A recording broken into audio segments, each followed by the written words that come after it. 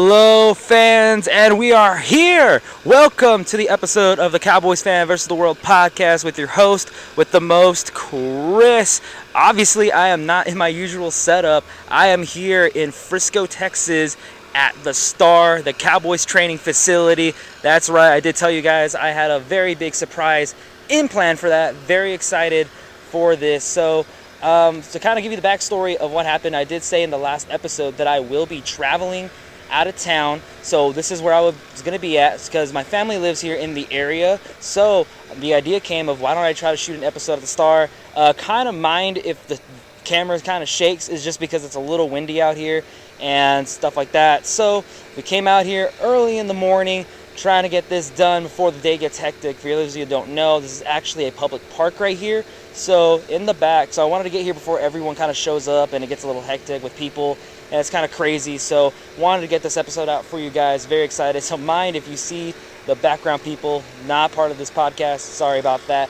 But I'm very excited for you guys. I'm very excited to shoot this episode because we are here at the Star. Quite frankly, the Dallas Cowboys got me here quicker than they're getting Ceedee Lamb in the building. That is crazy. But let's get on with the episode. Very excited. So to start off, we're going to have a little Cowboys talk. Let's get right into it. So I talked about this a little bit last week with the Ceedee Lamb situation. Like I said, just made the joke about Ceedee Lamb still not being here. Training camp's around the corner, and that's where I'm starting to have my fear and doubts if he is actually going to show up, believe it or not. Just because there still hasn't been any word about Ceedee Lamb coming in or coming out of, his camp or anything from the Cowboys side. Everyone just keeps saying that it's, deals getting done. Still not a word from really anybody, and that's kind of like my biggest thing right now. Coming, kind of not even just being here, just in general, still haven't heard a word about the contract extension or if there's any progress in that, and I think that's the biggest issue right now. However, though, it's going to be really tough, for the Dallas Cowboys to actually sit there and say we're going to go into training camp without Ceedee Lamb, just because of, if you think about it, he has to be in the offense. He just has to be. There's no way you can sit there and say Ceedee Lamb cannot be in the office. He cannot be the one not here present to help run that offense. You can't. You can't just say that. You can't just throw in somebody else and say, let's go for it. I mean, like I said, we tried it the year without Dez Bryant when we cut him and let him go. We tried it without him, and we saw how deteriorating that offense was when Dez Bryant left because we didn't have that true number one wide receiver. We were relying on Michael Gallup, and he was a good receiver in his own right. But keep in mind this. He wasn't at the level of Dez Bryant, so we struggled a lot.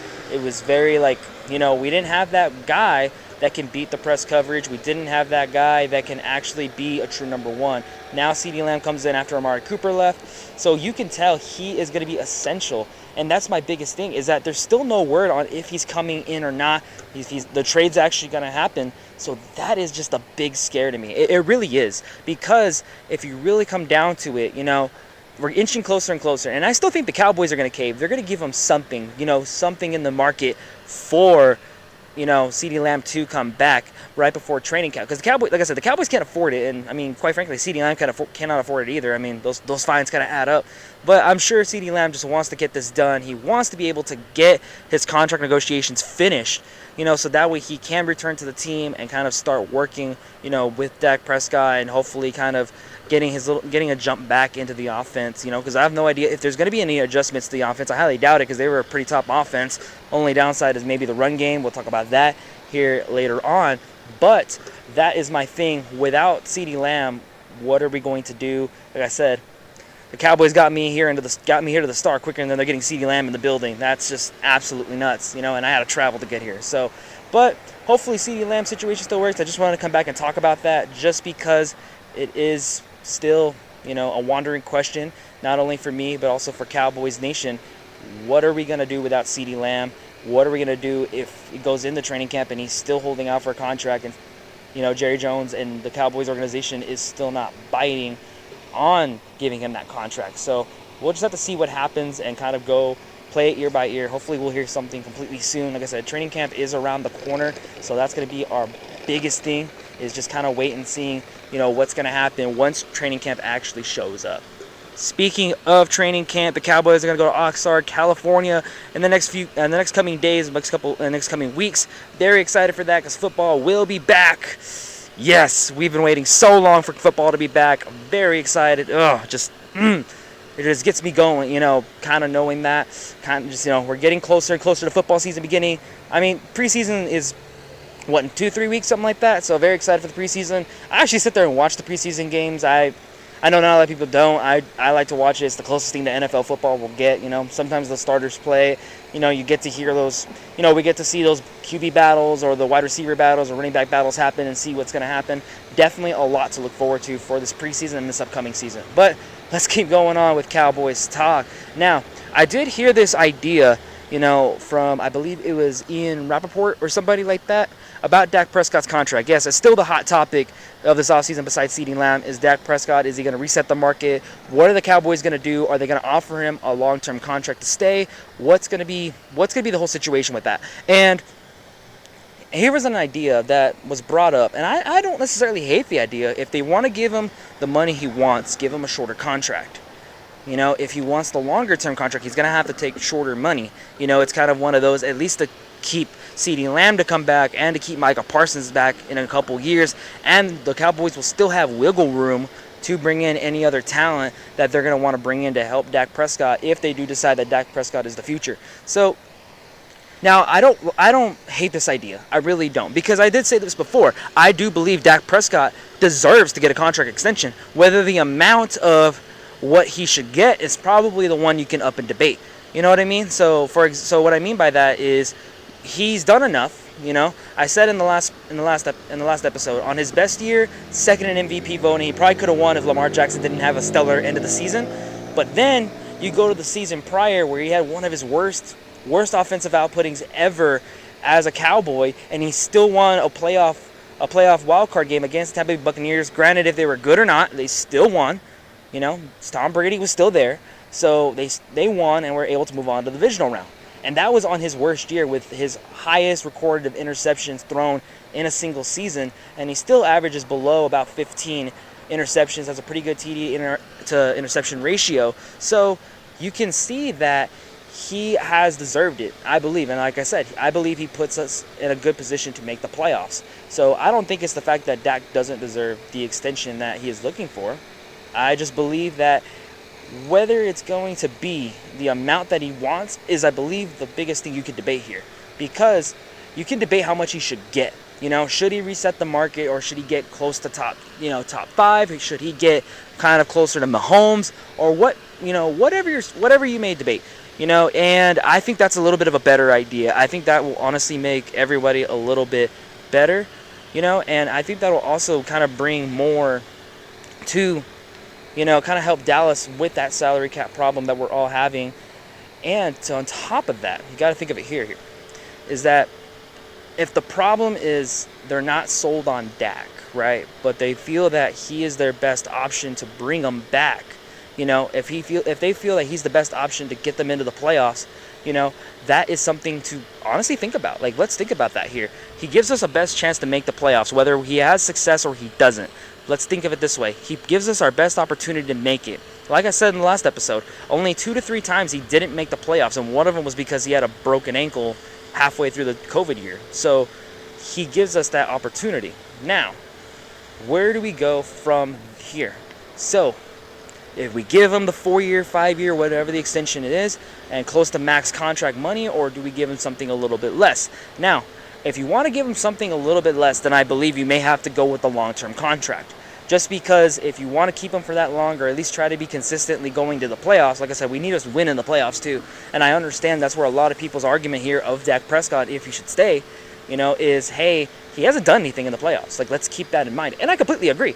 I don't disagree with we haven't had success in the playoffs. Granted, we kept Tony Romo for so long, and he didn't really have much success either. So think of it that way. But Dak has shown he can put us there, and he gives us the best chance. It's the same dilemma we had with Tony Romo, is if we move on from Tony Romo, who's really going to replace him? Because we didn't have a replacement, and the 1 year Tony Romo got hurt, we went with a bunch of quarterbacks, Brandon Weed and Kyle Orton, you name it, we had them. Didn't work out. And then Dak came in. And it was the same situation we had when Dak broke his ankle. We threw in people, and they just didn't work out. So Dak has proven, and its history has shown that at least Dak can give us that strong chance to make the playoffs. Now, like I said, whether you want to give him a long-term contract, like a 4 to 5 year contract extension, that one may be like you may have to debate some money there. Do you want to be here for the rest of your career, or do you want money? Because either way, Dak's going to get that money no matter what happens. If he doesn't come back this season, he's probably going to get his money somewhere else with another team. Let's just be honest here, because you can make that argument that he is a top 5 to at least minimum top 10 quarterback. Top 5 for sure. You can make a definite argument he's top 10, especially the season he had last year. So let's think of it like that. So some team's going to offer him that money, that contract that he wants. So I think the Cowboys could ask him that. Do you want to be here as a lifelong Cowboy, or do you want just your money? Because if it's just a money thing, then obviously you can make the argument of, all right, well, maybe go test the waters, because we can't afford to give you that money. We got to pay these other guys. And then, yeah, you could die on that hill all you want. I don't disagree with that. You could die on the hill every day of the week if he's just here for the money, then obviously, yeah, you'll go get more money somewhere else, and we may have to try to move on. But if he wants to be here long term, shorten it. If he's here for money, give him that short term contract. And it's like I said, it's not necessarily a bad idea if you give him a 3-year, decent deal. I mean, like I said, if you're not a Dak Prescott fan, or you're not like on board of keeping him for another contract extension, you can use that argument, or give him that short term contract to at least, hey, it's only a couple more years, and then we can finally move on from him. Let's see how much more we can get out of him. And like I said, obviously he runs the offense at a high level. Last year he did, with Mike McCarthy calling the plays. He ran it at a high level. He was able to read defenses better. Record numbers this year, career highs this past season. So let's see if we can roll with that idea. You know what I mean? Like, let's kind of see what's gonna happen with Dak Prescott and the shorter contract, if they want to go that route. They don't have to go that route. If they feel like Dak Prescott is the long-term answer, which I feel like the organization is trying to figure that out right now. If they want to go with him long-term, if they want to go with Dak Prescott and keep him longer, or they want to take their chances in the QB carousel, or try to draft somebody. Like I said, it's going to be, like I said in the last episode, it's going to be very hard for them to draft somebody right now, especially the track record Dak Prescott's had in playing, and at least the times he's played for the Dallas Cowboys that wasn't his injury year. I mean, the highest I believe we got in a pick was like 16, I believe, or something like that. We were pretty low one year, but every other year it's been like between 18 to 22. That's where we've been at. Either we're wild card or we're division champions, and it's really a toss-up from there. So you got to keep that in mind. So that way you look at it and go from there. I mean, kind of comparing it, don't you think? So it's kind of, like I said in last episode, if the Cowboys want to go and put that chance of QB purgatory, they want to take a chance on Trey Lance, not an issue. But if they want to commit to Dak and say, you know what, he's our best chance to get into the playoffs. He's had success clearly. I think really just the Green Bay game was not even just Dak's fault. I think it's just also the defense just didn't play at top tier as they should have. I mean, they couldn't stop the run. That was one of the biggest disappointments we had of the year. So let's just see. If we don't want to keep Dak super long, but like I said, we don't want to go into the QB rotation. I mean, that's going to be our biggest kind of thing we're going to have to do. And I don't mind it at all. I don't mind if we have to go with Dak a few more years. Like I said, I'm cool with making the playoffs, consistently. Like I said, there's a lot of quarterbacks out there you can say that you can name, or I can name right now, that haven't had any playoff success at all, and they're getting their money. So, i.e., Kyler Murray was one I could think of. Justin Herbert is another. So, I think that's one way to go about it if you're the Dallas Cowboys. I think it's not a bad idea if you're not sold on him for 5 more years. Maybe give him a 3 or a 2. Give him a little bit of extra money and kind of see, from there, and tell him, like, well, we'll give you a 2-year and build around you, give you a little bit more and for the next 2 years. And if still nothing changes, you can walk in free agency. You can just kind of go. And I don't think that's really a bad idea if you're the organization. So just kind of keeping that out there, kind of throwing that idea out there for anybody listening out there in the organization. It's not a bad idea. It honestly isn't a super bad idea, but like I said, I hope we keep Dak for a little bit longer. I think he's a great quarterback, obviously top 5. In my opinion, he's top 5 quarterback. Apparently to others, he's top 5 too. Just saying, we're going to talk about Tyreek Hill a little bit later in the episode, but let's see what happens, and we kind of go from there. Alrighty, next up on Cowboys Talk, we're here. So there's 2 players I've been thinking about. Actually, no, not even just thinking about. So I've been thinking about who's going to make an impact, really, on this team, and who's really going to, stand out from the crowd, obviously we got the stars. We got Dak, we got Ceedee Lamb, we got Micah, we got Stephon, Deron Bland coming off another great year, coming off his greatest year he's had with the Cowboys, and obviously earning corner 2, because that's a big reason why. But there's a couple of players that I think are going to catch everybody's eye this year. And it's going to be, I think they're going to be the most impactful Cowboys players this season. They're going to be the biggest help. And those are our 2 linebackers, Overshawn and the Notre Dame linebacker we just drafted, Marist. Sorry, I can't say his last name. His last name is very complicated. I don't want to screw it up. I know his first name's Marist. So here's why I say those 2. So if you remember, Leighton Vander Esch retired, right? Because of so many neck injuries, just only so much a man can keep up with. And I don't knock him, I really don't hate him for that, And I was kind of scared that was going to be the case. He kept getting injured, and it just sucks because the Wolf Hunter was a beast. Let's just be frank. The Wolf Hunter was great when he was healthy. He can make the tackles in the open field. He can play the zone. He can stop the run if you need him to. He was just an all-around linebacker, and he was the definition of a middle linebacker. And I think he was a great, But obviously, injuries kept him sidelined. His neck was just a giant problem, and ultimately he had to retire. So that was my biggest question. How are we going to address the linebacking position, the linebackers? So obviously we brought in Eric Kendricks from free agency. Nothing wrong with Eric Kendricks. He's an all-pro, all-pro, Pro Bowler. He's a really good linebacker. He's had great success with other teams, the Chargers, all of them, you name it. So Eric Kendricks, I know is going to make an immediate impact. Not even just being a veteran, linebacker, but just bringing his skill set. He can also play the zone, which I think is going to be the biggest help. It was kind of the same reason why, I was okay with with him coming in. But the 2 other players I'm thinking about is Overshawn and Marist. Now, here's why. Marist, a rookie out of Notre Dame. I saw Notre Dame games, and that kid can fly. And definitely, since our biggest struggle was stopping the run, now we have someone that can actually step in and stop the run. You know what I mean? I just saw plays at Notre Dame where he would fly to running backs in the open field and track them down. I believe there was one highlight of him literally blowing past the whole offensive line on a toss and just meeting the running back right at the corner, and big tackle for loss. He could play the zone, like I said. And I think that's another thing, is that our linebackers that we're bringing in, Marist and Overshawn, they can play the zone and they can just fly to the ball. I think that's going to be the biggest help, because that's where I felt we were lacking last year. That was another why we couldn't stop the run. Aside of the defensive line and the interior still not being as strong as it should be, but now you don't have to mess with Micah moving in and out of linebacker. Think of it like that.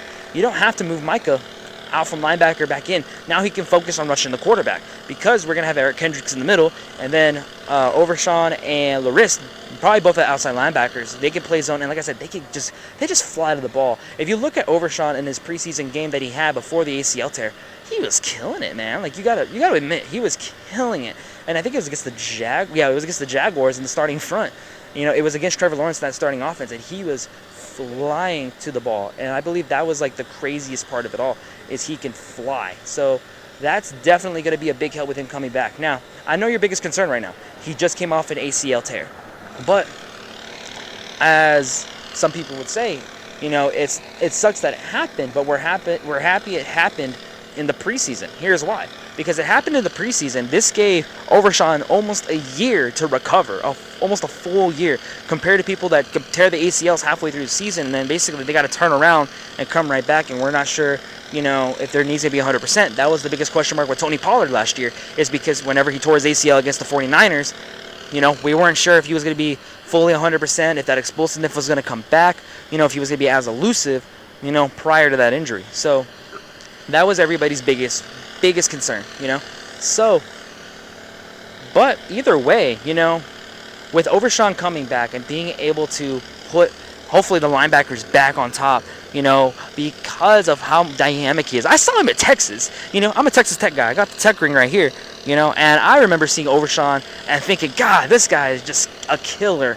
He can get in the backfield. He's incredibly strong and incredibly fast, I kind of compare him to maybe a more coverage, I think a little bit faster Leighton, that's kind of my thing, a little bit faster Leighton, or maybe a little bit faster Sean Lee, in my opinion. and he could fly. I saw him at Texas, like I said. That's why he was such a high draft pick. And like I said, last time we picked up somebody that had an injury, it was Jalen Smith, and he worked out pretty good for a couple years. So for a couple seasons. So I'm not super upset at all about Overshown coming in. Like I said, I think they both just show great potential, coming into the season, and they're gonna make the biggest impact. Like I said, because the linebacker position I think was not necessarily. I think it was one of the weakest points because they weren't able to fly the ball as much as they should have. Because obviously the defensive line has to do what they do. Mozzie Smith, being the first round draft pick. I mean, it was a so-so season. There were times he had good tackles, and there were other times he couldn't do it. But that's where the linebackers come in. They scoot down and come plug up the holes that aren't there. That aren't being, taken over by the defensive linemen. They come in and try to stop the run. And I think that was just where we were struggling the most, because of Leighton Vander Esch's injuries. He had to be super careful. Micah can't play everywhere, Obviously, he tries that. He's going to get tired or he's going to get hurt, because there was a lot of times where we were scared he was going to get hurt in the season. I'm so sorry. If you guys are watching this on YouTube, I do apologize for the swinging. Like I said, it is windy. If you're listening to this on Spotify or Amazon, like I said, I'm super sorry if you're watching this. I mean, if you're listening in, you don't really have to worry about it, but if you are watching, that's why it's moving a lot. It's just really windy out here. Of course it's windy, right? On the day I come out here, it's going to be the windiest day. It's been no wind and hot for the past couple days I've been here, but it is what it is. But back to the argument at hand. So those two linebackers, and coming in, because Overshown I think would have made a great addition to that linebacking core last season. I think he would have been at least a little bit more helpful, helping to stop the run, or at least shooting the gaps. But obviously he was hurt. So now I think the Dallas defense prioritizing getting their linebackers, because obviously we have great interior. We have guys, Odigizua, Mozzie Smith, DeMarcus Lawrence, Micah. We have a defensive line that can hold their own to an extent, but we need those linebackers that can shoot the gaps. When when the gaps open up, we need those linebackers to shoot in and get it. And we need those speedy guys that can beat the running back to their gap. So I think Overshown coming back and making that jump from second string to first, I think is really not going to be a big issue, in my opinion. I think he's ready for it. I think he's actually going to be more prepared than he actually believes is, and I think he's going to be the most prepared than any Cowboys nation right now is actually believing in. So let's keep thinking of it like that. Let's keep believing that our young linebackers are going to be good. Like I said, I mean, the scouts haven't been wrong yet. I mean, the Cowboys scouts have been pretty good at finding talent. So let's be honest here. They've been pretty good at finding talent. So I don't think it's something to worry about too much. And then, like I said, Marist from Notre Dame, the rookie, having that fast attack the gaps, and he could play the zone pretty well. So I think that having those two guys that can both shoot the gaps and play the zone pretty well at the linebacker position, and then you add in Eric Kendricks, a veteran linebacker who's just been in the league for so long, probably played outside and middle linebacker both at the same time. That's just going to be a big help for those two young players coming into the league, and they're going to learn a lot from him. Eric Kendricks, I believe, at one point was one of the greatest linebackers in the whole NFL. You could definitely put him in top 10 because he was a beast. So I think learning from him is definitely going to help Overshown and Marist coming into the league, kind of having that veteran leadership, and I think that's what the Dallas Cowboys needed from free agency. Well, lack thereof free agency, but we got somebody. I mean, I don't mind Eric Kendricks. Like I said, when I saw we got Eric Kendricks, I wasn't too upset. I like the pickup of Eric Kendricks. So definitely going to help out. The secondary is going to be there. Stephon Diggs coming back. We're going to talk about that in a second. So let's just kind of hope and go from there and kind of see what's going to happen with those linebackers. All right. Going into the next thing about Cowboys talk, we got the running backs. I actually haven't really talked about the running backs. I just thought about that the other day when I was listening in on kind of stuff I've talked about. I haven't really touched the running backs, and I haven't really gone into conversation about the running backs and what I really think about the running backs. And here's what I think about our running back core. I think they're going to turn into our run stopping problem, the dilemma we had last year. Here's why. It's not that I don't hate Ezekiel Elliott. I don't. I liked Zeke when we first drafted him, but he has shown not the regression, but you can definitely tell, he's up there in age. The speed's not really as much there anymore as it was his rookie, his sophomore, and basically the early years before the contract. And obviously after the contract, everything kind of got a little stagnant. But, bringing him back, having him for the locker room is good for team morale. Dak Prescott obviously loves him.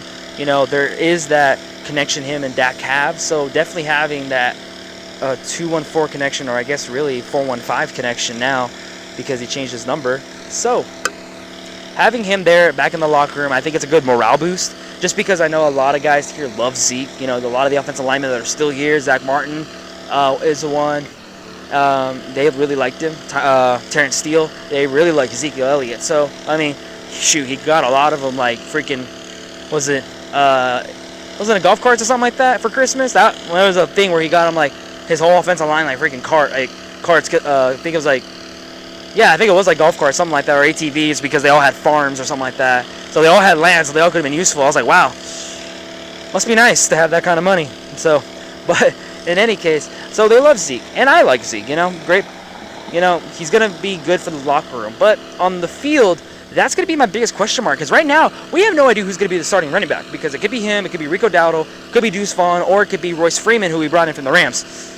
And that was like my biggest question mark, really, is what are we going to do about the running back? And like I said, I thought we're getting Derrick Henry. I swear to God, we should have got Derrick Henry.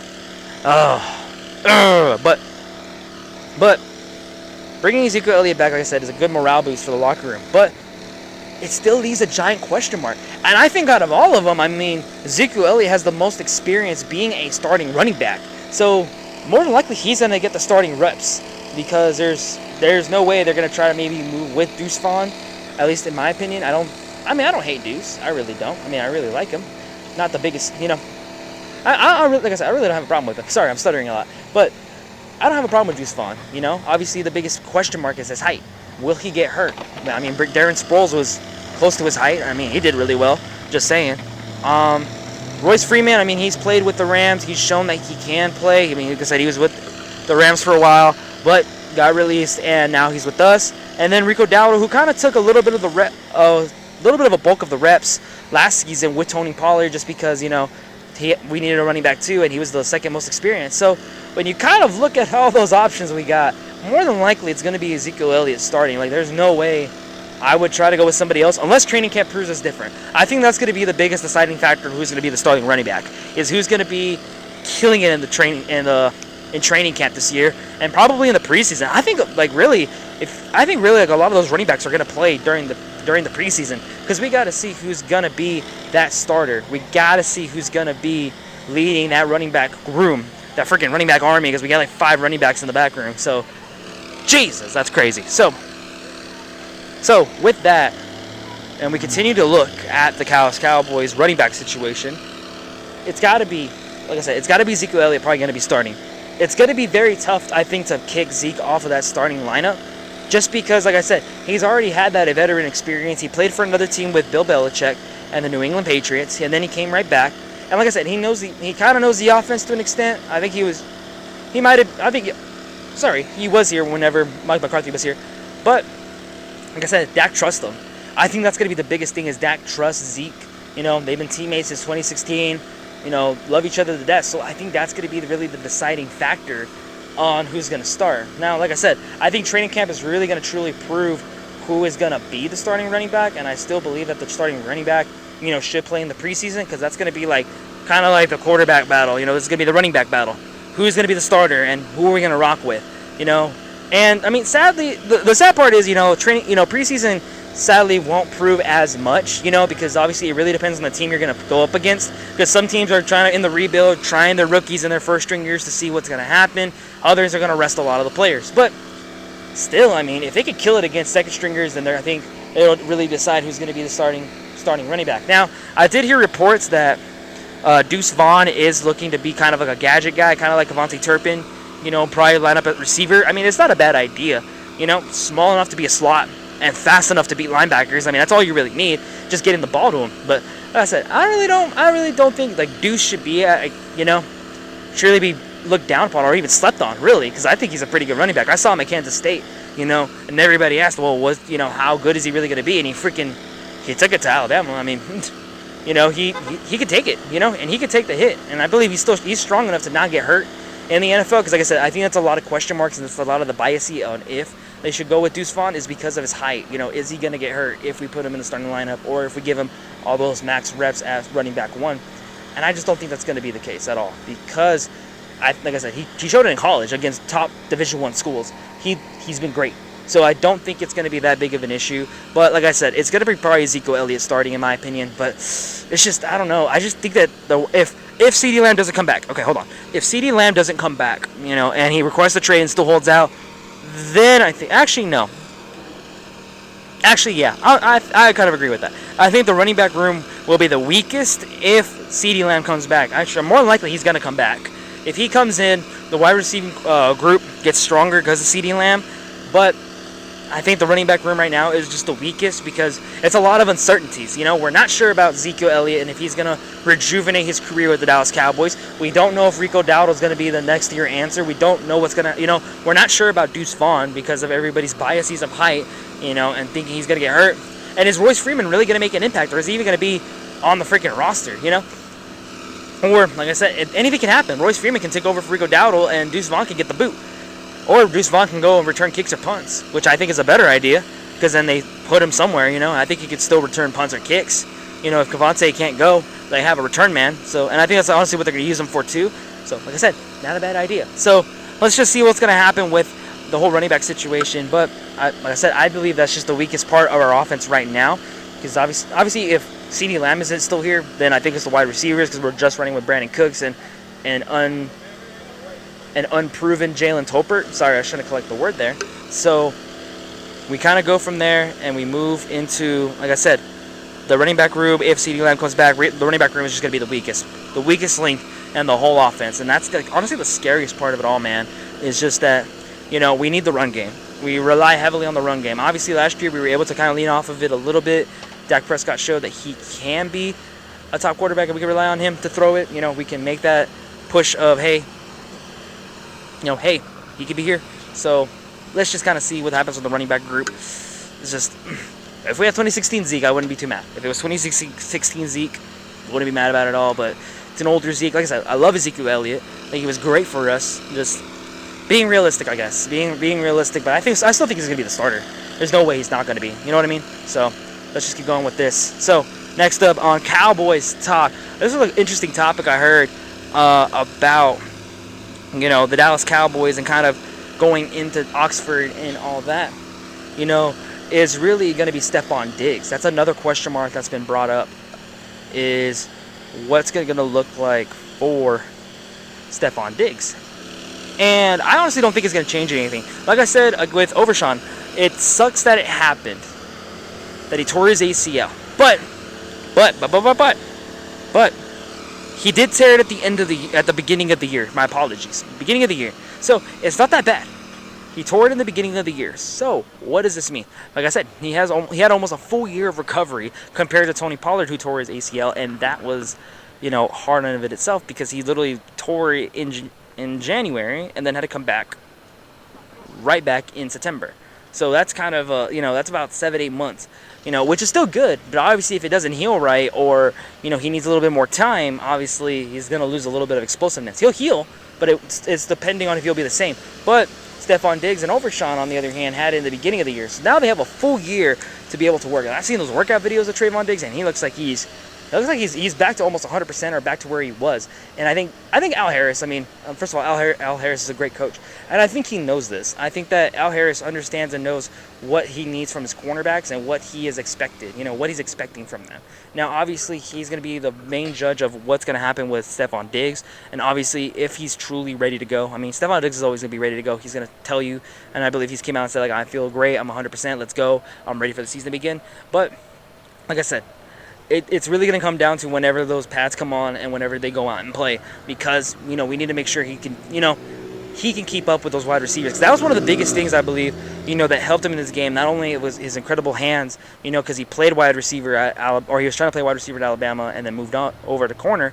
Not only just that, but also he's just that incredible ball hawk skill and then that speed to keep up with receivers.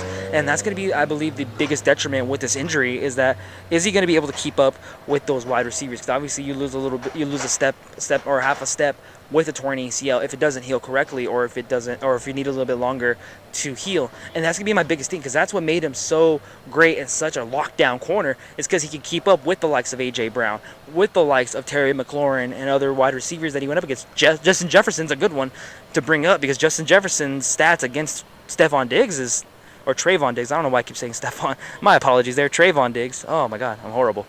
Trayvon Diggs, and he was able to keep up.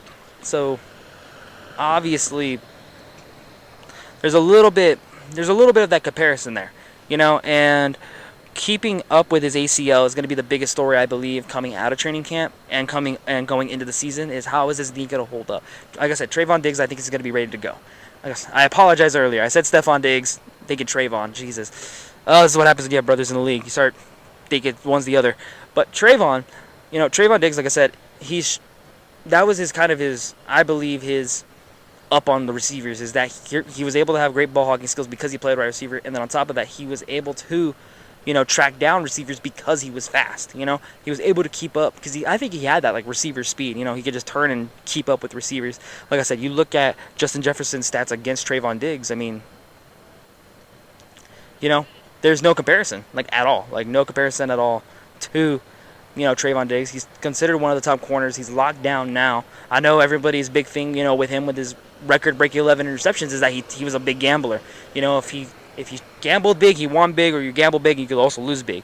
And we saw that happen. But, Al Harris coming in and helping him out, I mean, he turned more into a lockdown corner, focusing more on, press, keeping up with the guys man-to-man, and just making sure they don't beat you. I think is a big help, to his game.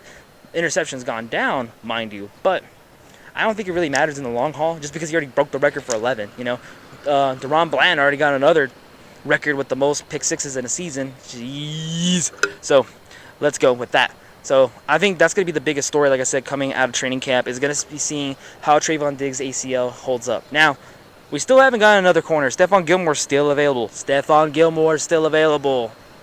He's still available, just saying. I know he wants a little bit of money, so that might be a little bit of a different situation there. But I think if Stephon Diggs can keep pretty good health, and his ACL doesn't buckle on him, I think in the turn of the season, or he doesn't lose that step, I think we're in no fear or any kind of rush or anything like that, like I said, to miss out on anything from Trayvon. You know what I mean? And like I said, DaRon Bland has grown this past season. I mean, geez, he stepped up real big, when Trayvon was gone. So that's why I'm kind of more happy that, if something does happen, we do have another corner that blossomed, and he's shown that he can be a starting corner, not just a slot. Now, like I said, I did like the Stephon Gilmore. That's what I was thinking. I thought Stephon Gilmore. That's what it was. Okay, now I see where my confusion came from. I was like, why was I saying Stephon Diggs? Gilmore. That's what I was thinking. Stephon Gilmore. Oh, Jesus, I'm horrible. Dude, am I really a Cowboys fan? Jesus Christ. So, anyways, but I did like that trio of Gilmore, Diggs, and DaRon Bland. That played great. But obviously, Diggs got out of the picture. I was scared with DaRon Bland coming in, but DaRon Bland just killed it. And that's probably one of the reasons why the Dallas Cowboys are so okay with not bringing back Gilmore, is because they have DaRon Bland who can play it, and he's shown that he can. So it's going to be really fearful for quarterbacks. I mean, let's just be honest here. Because, I mean, if I was a QB and I saw two guys that one of them broke the record for 11 interceptions and the other one broke another record this past season, I mean, that's going to be pretty tough to really throw on. So you're just going to have to really see if the safeties are going to be the ones that are going to be the weakest link in that secondary, which, who knows? Donovan Wilson's a beast and Malik Hooker's a great veteran. So it's a toss-up. But, like I said, I think that's going to be the biggest story coming out of training camp is Diggs' knee going to hold up, and how long will it hold up? Can he go the whole season, or will he lose a step? I'm pretty hopeful because, I mean, he took his rehab hard. I know he was super upset when he got injured. I mean, it's very hard, to kind of come to that term of, dang, I'm injured. What am I going to do? So hopefully Diggs doesn't lose a step. I mean, I really hope he doesn't, just because of, we're going to need him. We're definitely going to need him this season, especially with how interesting this offensive season's going to go. So hopefully he comes back. I think he's going to be fine, but like I said, I think it's going to be one of the biggest stories, if not the biggest story coming out of training camp, is going to be Trayvon Diggs' ACL. Alrighty. So, like I said, we're here at the Star. Very excited to be here. So, like I said earlier in the podcast, taking a break from talking Cowboys and NFL. So, like I said, the reason I came to visit family. I kind of touched on this a little bit earlier. Is I came to see family, and the idea came up of, hey, why don't I go shoot the podcast right at the Star. So if you're on YouTube, clearly you can see the facility right here. If you are listening to this on Spotify, Amazon Music, or Apple Podcast, we are here as well, just to let you guys know. So if you guys are hearing like a little bit of cars and rustling, that's kind of why. There's not much I could do about that. I'm outdoors. So, but I'm going to see what I decide for the TikTok videos. I'm going to see what I end up deciding for that. I don't know if I'm going to shoot them here or if I'm going to just go back to where I'm at and shoot them there, shoot a little promotional thing here. I'm going to decide on that. I guess whenever you guys see this, see the TikToks and all that, you'll kind of get the idea. I may just shoot them here just because I'm already here. It's a great day. Of course there's wind. Of course, as I say that, the wind stops. This just sucks. But anyways, very exciting, very great opportunity. Like I said, coming out here. If you guys have never visited the Star, it's a wonder. Even if you're not a Cowboys fan, please come visit it. It's super nice. Actually, if you're watching this on YouTube, you can see the field right behind me is actually a public park. So you can actually come out here and throw a football around. They have lawn chairs over here. You can sit back, relax, do stuff like that. They hold events. I think they had recently the draft event they had here. So people came out and hung out, got to watch the draft, see who were picking up. I think Cowboys players were out here, so you never know who can run into here. So make sure if you guys are out in the area, come on out to the Star. I like coming here. I like coming here a lot. It's just fun to come visit. And also, you can take a tour of the Star. That's also another thing. You can go in and take a tour. They take you throughout the whole place in the arena. Not a sponsored thing. They don't sponsor me. I wish they did. If the Star's listening in, please. I wouldn't mind it. I would definitely love to come tour here every once in a while. So, but like I said, just taking a break from it. Just want to let you guys know why, what kind of inspired the idea to come here. And plus, I like a little bit of different scenery. I know I got roasted for where I'm usually shooting the podcast episodes. No, it's not a broom closet. I promise it isn't. It is actually where I shoot. That is my room and my apartment. That's actually where it's just that door. The door right there is actually kind of leads out of the room. It's just that's really the only space I really have, just because not that it's a mess, it's just that it just doesn't fit, or I have to the bed is the biggest issue. I don't have my own little office space to just shoot the podcast episodes. I would really like to, because I would make it look a lot nicer, a little bit more presentable, but that's kind of why. So I do enjoy when we get to do different things and kind of change it up a bit. We could change up the podcast, don't be afraid of change. Don't be afraid to try something new if you're out there. Message of the day with Cowboys Fan versus the World host Chris. Don't be afraid to change things up, man. So I don't mind being out here. Like I said, it's a great day. I came early enough, which is very great. I came out here before. Right now. Right now it's about 9 a.m. here in Frisco. So the sun's not fully out, so that's a great thing. Because if it was about 3 o'clock. We'd be looking at a whole different story. But, also, there's not a lot of people out here. There's people that come out here all the time. People come out here at night, hang out at the park. People come kind of towards then. They have a lot of shops here, so people are coming to work. It's around that time. People are starting to show up. Cowboys, if you work at the facility, obviously they're starting to show up for work. So that's kind of, like I said, it's a great time here. And like I said, I just want to change it up, why not? Why not? If you're in the area, shoot it here. You know what I'm saying? So, very excited to be here. I'm very happy, got to shoot it outside. Great day. It's still sunny. It's still pretty pretty shady. Got the building right here. I think it's a hotel. Yeah, I believe it's a hotel. They're covering everything. So, we're good to go, man. And like I said, don't be afraid to change things up. I'm here, coming out here. All right, so moving on. Thank you for bearing with me on that one.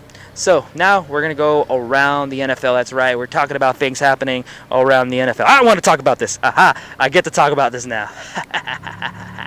Oh, I'm so excited. I saw this post. I saw it from, I believe it was Gridiron. And Tyreek Hill says who his top 5 quarterbacks are. And guess who 2 of them are? Oh, this is great. Dak Prescott and Baker Mayfield made the cut for Tyreek Hill. Now, some of you may ask, he's probably crazy. Probably is. But, the guy has beef with Peely on Fortnite. But, you also got to keep in mind this. He's played with obviously the greatest quarterback right now in this era, Patrick Mahomes. He played with him for so long, and now he's with Tua Tagovailoa in Miami, just still killing it. And, keep in mind, he's regarded as one of the best wide receivers in the league right now. So, if you're regarded as one of the best wide receivers, or at least top 5 wide receiver, you gotta maybe believe him. You know what I'm saying? And I can't remember the direct one, but I know Baker Mayfield was 5. I forgot who was 4, and then it was Dak Prescott, Lamar Jackson, and Patrick Mahomes. I forgot who the 4th one is. I think it was Aaron Rodgers, whoever it was. But either way, so. Here's why I'm laughing, because I think it's very funny. Because I see it I see you guys in the comments. Like, don't worry, I read you guys' comments. Don't think I just shadow read. I just read them. It's just sometimes when I look at them, I laugh because you guys truly don't think Dak Prescott's the top 5 quarterback. And there's a receiver who's regarded as one of the best receivers in the game who literally played. He played with the best quarterback in the league right now, and he's been the best quarterback in the league since he started, in Patrick Mahomes, and he believes Dak Prescott's up there top five, and also Baker Mayfield. And I'll get to the Baker Mayfield thing in a second, but it's just because I hear, I see the laughs, I see the comments. Don't think I don't, So let's keep looking at this here. Let's get serious. I've been saying it. Dak Prescott is a top 5 quarterback, least top 10. He's got to be top 10 minimum. Top 5 max. You could put him at 5, But when you have a receiver that's well respected in the league, like Tyreek Hill, I think it'd be something different if it was a wide receiver that's not really well known, or he kind of plays. Nothing wrong with being second or third string wide receiver. You're in the practice squad because quite frankly, you still make more money than a lot of people. So, but you get a receiver that's highly skilled, highly talented. More than just a return man. Proved that he could be a great wide receiver. Like I said, played for Patrick Mahomes. Won a Super Bowl with Patrick Mahomes. And he's saying that Dak Prescott's top 5. And Tyreek Hill. He's got opinions for days. He's not afraid to speak his mind. And the fact that he put Dak Prescott on that list, it should just show people like, wow, actually, Tyreek Hill put him on there. There's been other players too that have put, Dak in their top 5. I think who was also the second person, blanking on the name here, CJ Stroud also did it too. I think earlier this year he did it on his podcast with Micah Parsons. And he said, he's like, dude, Dak's cold. Dak is good. So clearly Dak gets praise from everybody that's in the NFL, but not everyone else, which I still think is pretty hilarious. So if you look there and you take the body of work Tyreek Hill has done, you got to say he's credible. You have to. There's no way you can sit there and say he's not credible. There's no way you can say, like, well, that doesn't make any sense. Tyreek Hill's opinion doesn't matter. No, you have to take it because, like I said, he's played with the best. He knows what he sees is the best. He's bringing the best out of Tua whenever he's not injured, but he's bringing the best out of him. So the fact that he's able to say that Dak Prescott is a top 5 quarterback to him in the league, like I said, you gotta take some kind of credibility. You can't sit there and say like Dak isn't top 5 because there's people out there that actually believe he's top 5 even amongst his peers. You got to keep that in mind. And a lot of NFL guys, they're not afraid to speak their mind. Look at the receiver documentary that Devontae Adams did about, and he talked about Jimmy Garoppolo and how he wanted him gone. Clearly, guys in the NFL aren't afraid to speak their mind, and I don't knock on it. Granted, good for you. Speak your mind. That's why these platforms are here, and you guys can everybody has their free will to say stuff. So the fact that he said that warms my heart. It just brings me joy, but not as much joy as this one because he threw in Baker Mayfield. Oh, buddy. So now, sorry. So when you look at Baker Mayfield and everybody clowning on me for that, everybody said it was crazy. Now, I was surprised he put him top 5. I ain't gonna lie to you, just because I thought that he would have gone with somebody else. I'm not saying that I don't believe in Baker Mayfield. I've been a big Baker Mayfield believer since the beginning, since he got drafted. I don't think the Browns should have got rid of him and traded him for a dude that was literally being charged with, having too much of a good time at the massage parlor. So when you look at that and then you go to Baker, he got replaced. He got sent to Carolina to basically have his career end. And then he got signed by the Rams for a few games just to make him afloat. And he did really well. And then he got the 1-year contract with the Tampa Bay Buccaneers and had a career year and shown that he can still be a top quarterback. So I think that it's not even just that Tyreek Hill believes he's a top 5. I think he's just probably sees him as an underrated, he's a sleeper. And I've been saying, don't sleep on my man Baker. Don't do it. Don't do it because you're going to regret it. Look what happened in college. They slept on him at Texas Tech. They let him walk out. They didn't give him the scholarship, even though he got them top 25. I think I'll never let that go. I think that's like my biggest beef with Cliff Kingsbury about that. But walks on at Oklahoma. Nope. They weren't even sure if he was going to be good at Oklahoma, and then he ends up winning the Heisman. He goes to the college football playoffs and plays Georgia and almost beats Georgia, with Nick Chubb there. Keep that in mind. So And then you move on to his NFL career. He literally got Cleveland their first playoff win in decades. You know what I mean? Like, it's been years since they got a playoff win, and he got it then. The last 2 seasons before Baker Mayfield arrived, they won a combined of 3 games, 2 or 3 games, something like that. And he got him almost into the playoffs his first year. And then he got him into the playoffs, won, almost beat Patrick Mahomes in the playoffs.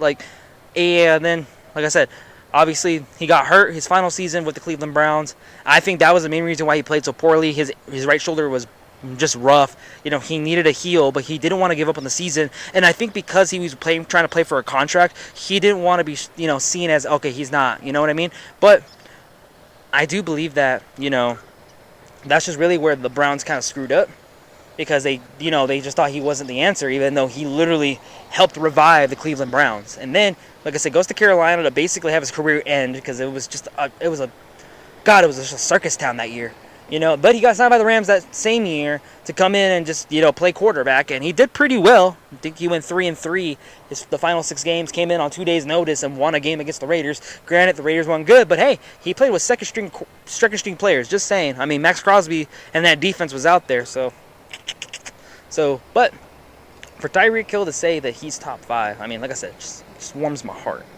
Just brings me joy.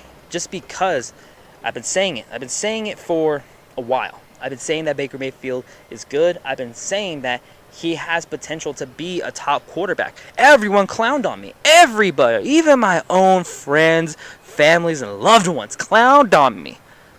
But no. I was told I was crazy. I was told he wasn't going to win the division. I even heard it from my favorite podcasters and YouTubers that he wasn't going to win the division, that he was going to get benched by week 7. He's going to get benched for Kyle Trask. And everybody was wrong. He ended up going in there, beating a very red-hot, or not even beating a red-hot Vikings team, but beating a Vikings team that had so much hype coming into the season. So everyone's saying they're going to be NFC champions, they're going to go to the NFC championship, and they didn't. First game, Baker Mayfield beats them. And we look at the rest of the season, like I said, great numbers. He had a great TD to interception ratio, had a career high in QBR, and won the division. Nobody even thought he was going to even make the playoffs, let alone win the division. Let's be honest. Now, I did say the NFC South is the weakest division in the NFC, and I did say that in the last episode too. And don't get me wrong. But still, when everyone had such low expectations, he basically broke through the ceiling. Like, let's think about that for a second. He broke through the ceiling of what people expected. I think that's what Tyreek Hill sees. That's where I'm tying back into Tyreek Hill, is that he sees that Baker Mayfield has that potential to be top 5 like he could be when he first got picked by the Browns. I think he just needed a bit different situation, and he did, because keep in mind this, he still has Mike Evans, still has Chris Godwin, Rashad White. They fixed up the offensive line this offseason. The defense, they kind of lost some players, but brought some players in. It's a little bit toss and turn there, but he still shows that he has potential to be top 5, and I think that's what Tyreek Hill sees in him, is that he sees he's top 5 material, which I'm not upset about at all. I mean, you got to admit, that's pretty great that somebody as, higher up in the wide receiving world as Tyreek Hill is seeing Baker Mayfield as a top 5 quarterback. And I think he just sees the potential, and I think we're just getting started here, I think that, like I said, this next season, in my last week, I kind of explained it. If Baker Mayfield continues to improve, they're going to win the division again. Like, there's no way they're not going to win the division, I think that Atlanta is going to be their toughest opponent, but I still think they can do it. I think they may split with Atlanta, but I think I think their schedule is not hard enough to be down and make the wild card. I think they still have enough wiggle room to win back-to-back NFC championships, and then Baker Mayfield is showing that he deserves to still be in the league because he's winning division titles. Keep in mind this: he has more wins in the playoffs, or just as much wins as Lamar Jackson. That's right. So keep in mind that. I think he has more wins than Lamar Jackson. Lamar Jackson has, 1 or 2? And he has 3. So let's think about that for a second, And so, and all in all, I don't disagree with who I saw on that list for Tyreek Hill, but I told you, Dak, top 5. Even amongst his peers, he's top 5. And, I mean, game recognizes game. You can sit here and talk to me, the biased Cowboys fan, and I can say Dak is top 5, but I like to think I'm pretty honest about where I saw Dak. I mean, when he had a horrible season, I was pretty hard on him. Don't get me wrong.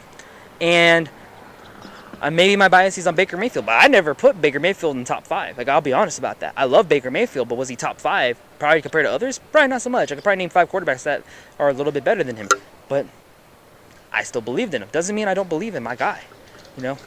Doesn't mean I don't believe in Baker Mayfield. And I do believe in him. Got a little bit more sunny out here. I apologize. But I believe in Baker Mayfield. Clearly the Tampa Bay Buccaneers do. And clearly so does Tyreek Hill if he's coming out saying he's top 5. Because that's big and bold. You know, that's a bold statement to say. You can make an argument for the other 4. But for Tyreek Hill to say Baker's top 5, I mean, that's crazy, you know. Gonna rub it in everybody's face. Just keep in mind that. But like I said, I don't want to hear the whole, well, Baker, you know, Tyreek Hill doesn't know what he's talking about. He played for a world champion. He played with one of the greatest quarterbacks to ever play, Patrick Mahomes. Also a little bit biased, Texas Tech guy. But still, I think his credibility is good. You know, I think Tyreek Hill makes some sense. Besides the fact that he's beefing with Peely, I think, just take it. I'm taking it. I'm taking it. Dak Prescott's top 5. If Tyreek Hill believes he's top 5, I'll take it. I will take it, and I will rub it in everybody's faces.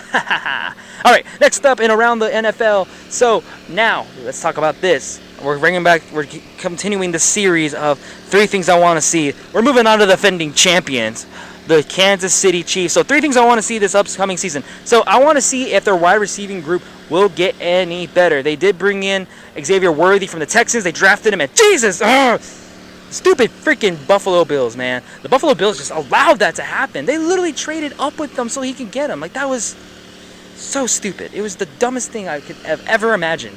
You know what I mean? It's just super dumb. Super, super dumb. But, sorry.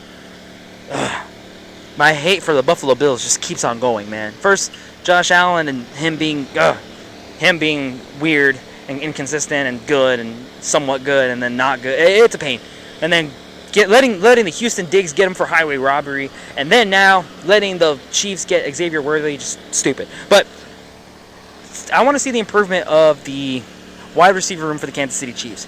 And I believe they brought back the wide receiver that got arrested. I'm blanking on his name, but Xavier Worthy did get drafted, and he's just a speed demon. I saw him at Texas. That guy could just burn corners and safeties on the freaking fly. And you got a quarterback with a giant cannon, Patrick Mahomes, and he can sling it down the field. I mean, it's basically like a taller Tyreek Hill, more or less. So I think seeing like the growth of that wide receiving room, because I believe that was like the weakest link the past couple years. I mean, it didn't matter Patrick Mahomes. He still won a Super Bowl with or without great wide receivers. He still got it done. But you need to look at this stuff. You need to not move on from Travis Kelce, but you need to look past Travis Kelce. You know, you can't just always rely on him, because he did have a down year this year, I believe. You know, he wasn't as dominant as he used to be. You know, he was dropping a lot of passes. You know, he was still really good, still a top tight end in the league. Don't get me wrong, probably the best tight end in the league still. But there were instances where you were kind of questioning what was going on. You know, he was kind of having that down year, but they still won a Super Bowl. So now, bringing in Xavier Worthy to help out with that wide receiving core is going to be a giant help to that offense. I mean, it just adds another weapon for Andy Reid to mess with and Patrick Mahomes to throw to. So, and having the speed that he has, oh man. And then the other wide receiver that had a great year, I mean, was it Rashad Rice? Was that it? Was it Rice? Was his last name? I'm blanking on his name. Please correct me if I'm wrong, whatever his name is, but I think that having him there is going to help that receiving core, gives them a deep threat. So now they can't just double team and hope that Travis Kelce beats them the entire time, because, I mean, NFL teams still haven't figured out that Patrick Mahomes and Travis Kelce will just beat every defense that they'll go up against. So let's just keep that in mind. So I want to see the improvement of that and see how much that's going to help that offense just take it to another gear. Their offense is already top. Let's see if they can take it to another gear.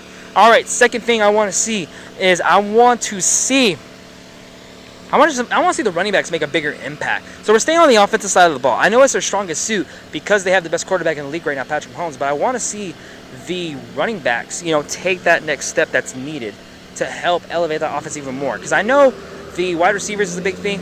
The whole, confusion thing with the running backs, who's really the starting running back, is and is it Isaiah Pacheco? Is it Clyde Edwards-Helaire?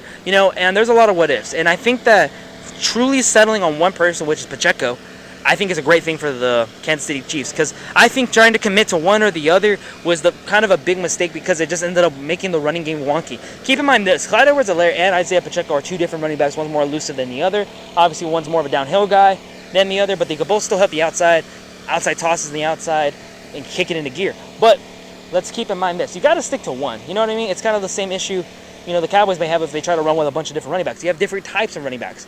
You can't just mix and match. I mean, sometimes it's good, but you have to find that balance. And I think that was the problem, is that they weren't having that nice balance until they finally decided on Pacheco being the starting running back. And I think if they can consistently keep up with one running back and go from there, they're going to be great. And I think they're going to be good, and it's going to even kick that offense to another gear, take less pressure off of Patrick Mahomes. All right, so third thing I want to see for the Kansas City Chiefs is maybe a three-peat. They have the best chance right now to make a three-peat coming up this year. They already won back-to-back Super Bowls. Can they make the three-peat? I'm very curious to see. I mean, I'm hoping not, because we're back to the dark ages where one team's just going to win the Super Bowl, go to the Super Bowl every year. God, those are tough times against the Patriots. I was there for that when the evil empire took over. And now another evil empire is taking over, but I still love my guy Patrick Mahomes, Texas Tech dude. But I want to see if they can make that three-peat. I think they are possibly the best team to make the three-peat, and if the time is not now, it's now or never. I think they can. They had the opportunity to already have a three-peat, but they lost the 2020-2021 Super Bowl against the Tampa Bay Buccaneers, and then obviously they didn't make it when the Bengals made it. So they have the great opportunity right now to get their three-peat. I think this is the best one they got, especially since there's not really a lot of teams that are probably going to keep up with the Kansas City Chiefs, especially in the AFC. I mean, there's maybe only a couple teams, maybe the Bills and the Ravens and the Bengals, if Joe Burrow can stay healthy. I mean, other than that, I mean, if Aaron Rodgers survives through the year without having to go to wherever he goes to go hang out, or if he gets injured again, I mean, the Jets. But like I said, there's just a giant gap in between. It's like Chiefs, big gap, then maybe the Ravens. So that's my thing, and you can maybe throw in Miami if you really want to, but I mean, unless it's a cold game, Tua's not winning. So I think that this is the best chance to get it, as long as they probably don't see like maybe the 49ers again, because this is the third time the 49ers would have to go up against them if they make the Super Bowl. And usually the NFC usually produces like a different team to go to the Super Bowl every year. It's not like the AFC where it's consistently one team or the other. So we'll just have to see who they get matched up with if they make it to the Super Bowl. But I think right now is the best time than ever that they can make a three-peat happen. And, so it basically solidify Patrick Mahomes as one of the greats. And Andy Reid is one of the greatest coaches to ever be in the game. So let's see how that's going to go. I'm very excited for that to see what's going to happen with them and their season coming up.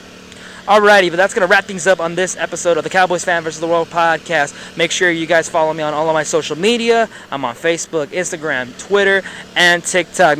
Make sure you subscribe to my YouTube channel, and then also give the podcast a listen on Spotify, Apple Podcasts, or Amazon Music. Like I said, today was a little bit different. That's why if you're hearing a bunch of rumbling, trying to speak as close to the mic as I can so you don't have to hear it. But we're here at the Star in Frisco. If you guys ever are in Frisco or ever come to the Dallas area, it's a great place to visit. Not sponsored or anything like that. Just want to give a shout out. I love being here. A great opportunity. It's also a great change of scenery. Like I said, Star in the background. I mean, Dallas Cowboys fan, what can you expect? I'm in the area. Might as well come show out. You know what I'm saying? So, but thank you guys so much for listening in, and I'll catch you guys in the next episode.